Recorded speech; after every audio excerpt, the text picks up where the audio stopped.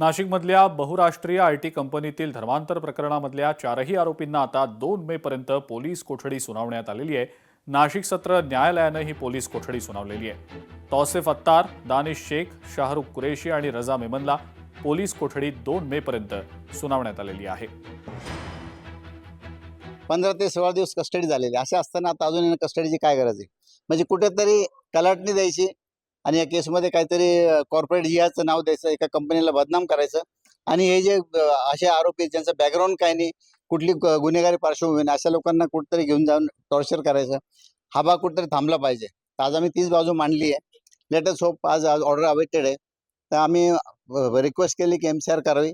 तर या सगळे जे गुन्हे आजच्या गुन्हे याच्यातले 3 वर्षापेक्षा जास्त गुन्हे त्याच्यात सजा नाही, अशा प्रावधान असताना प्रथमतः त्यांनी अर्नेस्ट कुमारच्या जजमेंट प्रमाणे एक तर नोटीस द्यायला पाहिजे, मग अरेस्ट करायला, कारण सांगून अरेस्ट करायला पाहिजे।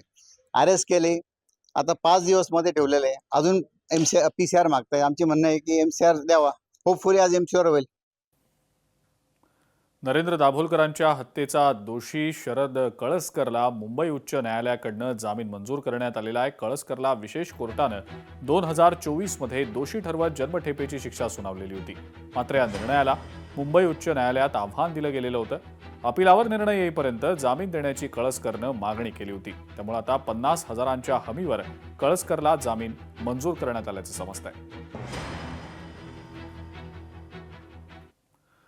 पश्चिम बंगालमध्ये आता दुसऱ्या टप्प्यासाठी रेकॉर्ड ब्रेक मतदान झाल्याचं समजतंय। संध्याकाळी 5 वाजेपर्यंत 90% मतदान दुसऱ्या टप्प्यासाठी झाल्याची माहिती मिळतेय।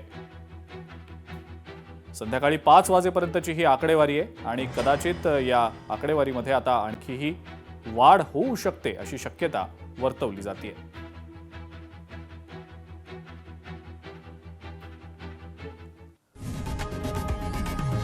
लोकशाही मराठी ऐका, पहा, जागरूक रहा।